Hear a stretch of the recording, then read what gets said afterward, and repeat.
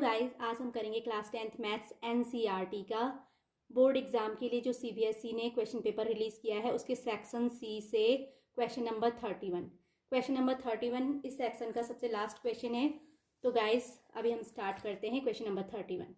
Prove that √3 is an irrational number. तो इस type के क्वेश्चन बोर्ड एग्जाम में क्या होते हैं, हमेशा आते हैं। तो ये एक हिसाब से क्या है, क्वेश्चन पेपर आउट है, ये रोज आता है, बट आपके पास यहाँ पे डिजिट की जगह पे चेंज होके आ जाएगा। हो सकता है क्वेश्चन ऐसे आए, prove that √5 is an irrational number, but ये क्वेश्चन श्योरली रोज आता है, तो आप इसकी प्रैक्टिस जरूर से करें।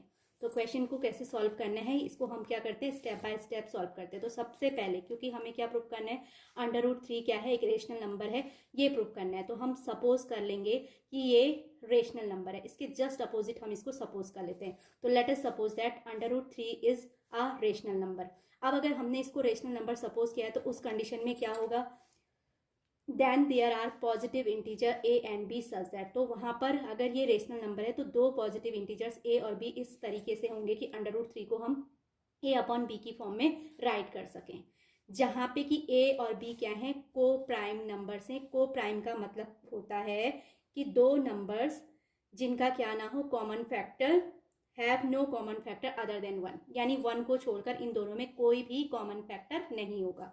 ए और बी का एक को छोड़कर कोई भी क्या नहीं होगा, कॉमन फैक्टर नहीं होगा। तो उस कंडीशन में हम उन्हें क्या कहेंगे, को प्राइम कहेंगे। तो यहाँ √3 को हम राइट कर सकते हैं ए अपॉन बी की फॉर्म में। That means squaring both side, अगर मैं दोनों साइड का स्क्वायर करूँ तो √3 का स्क्वायर क्या हो जाएगा, 3 हो जाएगा, is equals to A square upon b square. तो गाइज हमने इसको ऐसे राइट किया।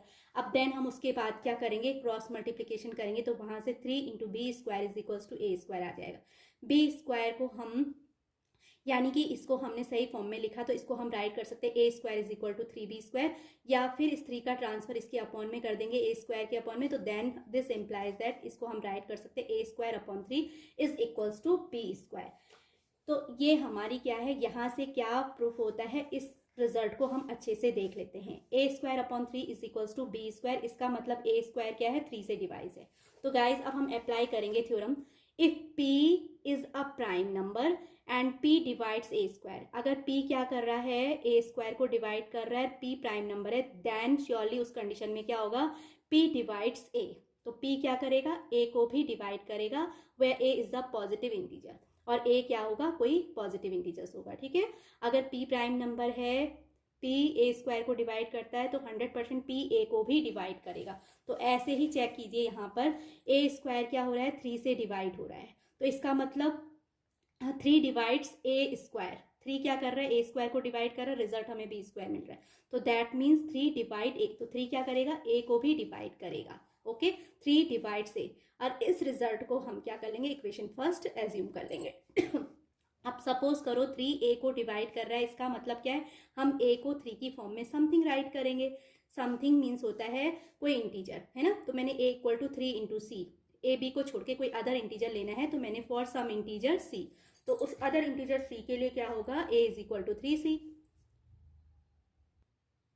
तो हम लोगों ने a is equal to 3c write किया। अब हम दोनों साइड का स्क्वायर करेंगे, तो ये आ जाएगा a square is equal to 3 का स्क्वायर 9 एंड c का स्क्वायर c स्क्वायर। तो a square is equal to 9c square. अब यहाँ आपके पास ऊपर जो रिजल्ट आया था, a square is equal to 3b square था, तो a स्क्वायर की प्लेस पे मैं 3b स्क्वायर पुट करूंगी, और ये आ जाएगा 3b square is equal to 9c square. That means b square is equal to 9c square upon 3 हो जाएगा। तो 3 से 9 3 टाइम्स कैंसिल होता है, तो b square is equal to 3c square. तो यहां से मैं c स्क्वायर को क्या राइट कर सकती हूँ, b square is equal to 3c square आया।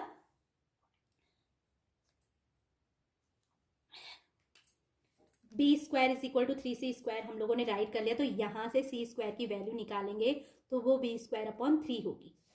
ओके, अब क्या है कि b square upon 3 is equal to c square, इसका मतलब 3 क्या कर रहा है, b स्क्वायर को डिवाइड करता है। तो जब 3b स्क्वायर को डिवाइड करेगा तो 3 डिवाइड्स b, उस कंडीशन में 3b को भी श्योरली डिवाइड करेगा।